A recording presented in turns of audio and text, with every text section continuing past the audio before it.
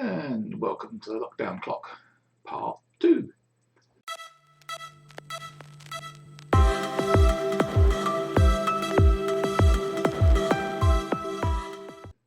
Just a quick refresher on what I'm doing. The lockdown counter display is using the MAX 7219 serially interfaced 8-digit display driver, and it's driving 6 green and 2 red 7-segment displays. But can you guess the issues this will cause? The issue, or the effect, and the answer will be shown later. For the display, I'm using the typical application circuit shown down here. 3 lines from the controller. I'm going to use a Microchip PICKit, but for here, for my little talk through, I'm going to show it as a Arduino code, as it's easier. And the important bits are you have 8-digit drivers which pull down low, you have 8 segment drivers which go high, and you have a current source, a current resistor, which sets the current into the pin here, which then defines the current in the segments. So that's what makes up the display board. I'll show the build of the driver board down in the bottom right hand corner, speed up for your convenience. But here we can see the registers talked about in video 1. So refer back to that video, the link shown above, or have a look at the datasheet. The link will be in the description below. Just a quick refresher, there are 6 registers, only 5 are shown.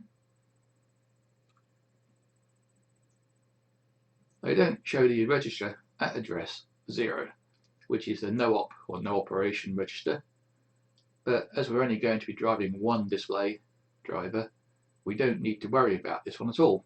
It's only used if you drive more than one chip. All the 5 shown have to be set up for this display to work correctly. Right, here we can see the serial data format in 16 bits and how it's made up. And figure 1 shows the timing diagram, which is our aim is to achieve that. So over to here, move it back a bit, we can see that we have some definitions. We have the pins defined for data in clock and load. We have the size of the data bits to be shifted to 16, and we have a bit mask which basically has a 1 in the most significant bit position, which we'll use later. We have 2 registers, one for the register address and one for the data, and we're going to have one function which is to load the register. So down here we have set data in clock and load as outputs, and we've given the registers an arbitrary value. In the main loop we're just calling the display register, sorry, load register, with the 2 data.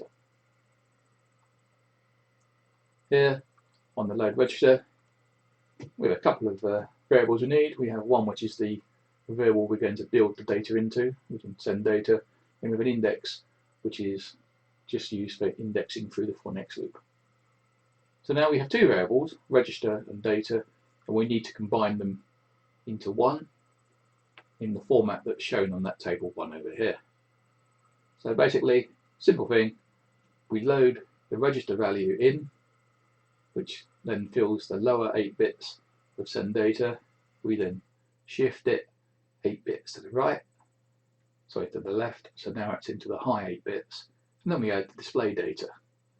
And so this will give us exactly this, the address sitting in here and the data sitting down there. So that's got the data ready to send. What we do now is we have to then follow the diagram for the timings. So first things first, we set load low.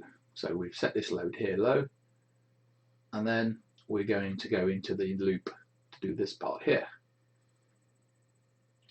So here we're setting the clock low. So we could have set it low before then, but we're setting it low now, it doesn't really matter much. And then here on line 48, send data and bit mask, we're basically looking to see if the most significant bit is a 1 or a 0. If it's a 1, we'll put the data in high. So if it's a 0, we'll put the data in low. So that's setting up this part here on the timing diagram. And once that's set up, we then set the clock high. So we've settled the time, the data had time to set a little bit, but we've set the clock high. And that's latched that piece of data into the shift register inside the clock display chip. Then, before we loop back round, we shift the send data 1 bit to the left, so that when we come around again and we do the comparison here on line 48, we'll be looking at the 15th bit and not the 16th bit, because the 15th is now the 16th. So we do that comparison, high or low, we set the data in line. We then shift the send data to the left 1 more bit again, and we set the clock high. So we've now done the 2nd bit. And we're going to repeat that going around until we have got all the way down to D0, which is the last one. So we've loaded the value for D0 in, we've set the clock high, and because that's now the last one, we set the load high. So the load goes high, and we have now successfully loaded the address and the data serially into the chip and latched it with the load command into the appropriate register. So it's as simple as that to drive the chip. Well, did you guess what the problem was going to be? Well, here it is. The red digits have a lower on voltage and so are a lot brighter than the green digits. And so what I'm doing now is I've removed the current resistor and I've put a sort of homemade decade resistance box in its place, and what I'm doing is changing the values of that high set resistor to try and find a value that gives a reasonable brightness for the 2 red LEDs and a reasonable brightness for the 6 green LEDs. And then once that resistance values, those 2 values are found, there'll have to be a little hardware mod to the board to switch the resistor value to so that the green will be brighter and the red will be dimmer, and so that hopefully they will equal out and the display won't look too silly. And so the next bit will be putting all that together, and final clip showing it working. Right, you've seen the problem. This is the solution. We have D7 and D8. Now, when the red LEDs are on, D7 is low or D8 is low. So what we need is to detect when they're down. So we are going to diode OR them together.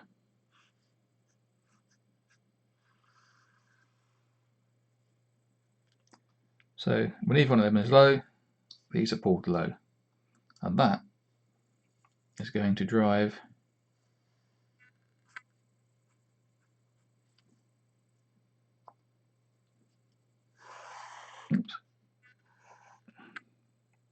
a FET. It's going to be a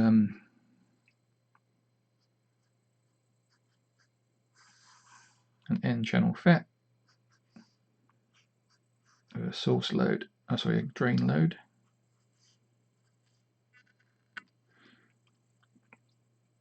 And so that's now going to invert this, and basically what we want next is we're going to use this signal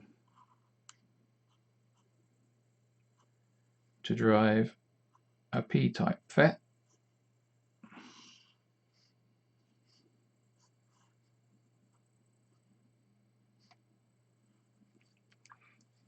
and here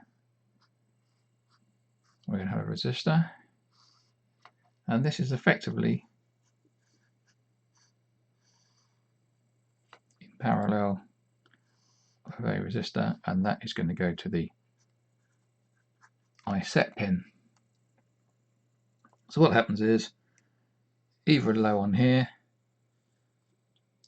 we get a low on there, the low on there turns this off, so this goes high, turning this one off, and so all the current comes down here, and this is the high value resistor. So that gives us less current, so less current drive into the red LEDs, and then when these are both high, the N channel is turned on, the P channel is turned on. So now we have this one, and this is a lower value resistor, and so basically we get those two in parallel, so we get increased current into I for when the green ones are on.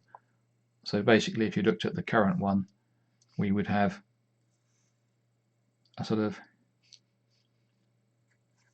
digits 1 to 6, and then the current would drop for digits 6 to 7.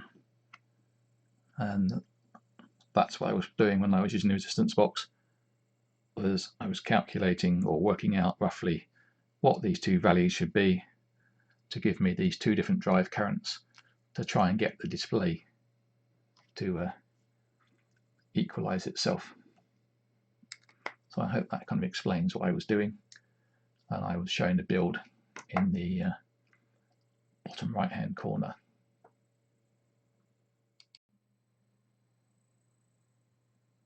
Well, here we are, the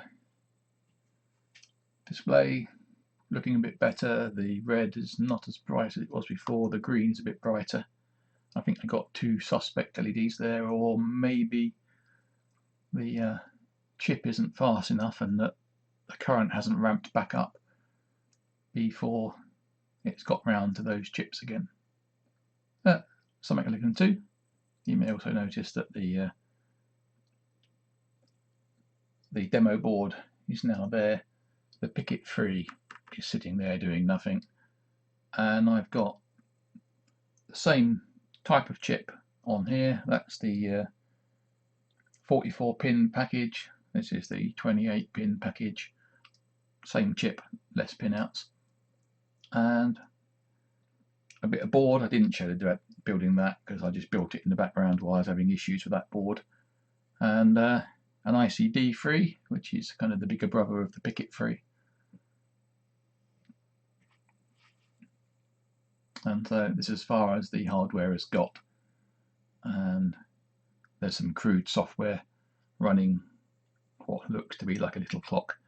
So I'm 38 days into lockdown, and it's currently coming up to 12 o'clock, and at some point it will trip over and show you the time, sorry, the date, but the camera quality, the LEDs I've noticed on the camera are not, they don't come out anywhere as good as what the eye does. And there's the time, there's the date, 1st of May. Did that say 02? Oh well, got the numbers wrong. Something to go play with the code. Anyway, hope you enjoyed watching this video. It's probably getting a bit long. Hit that subscribe button, click the bell, and I'll see you next time.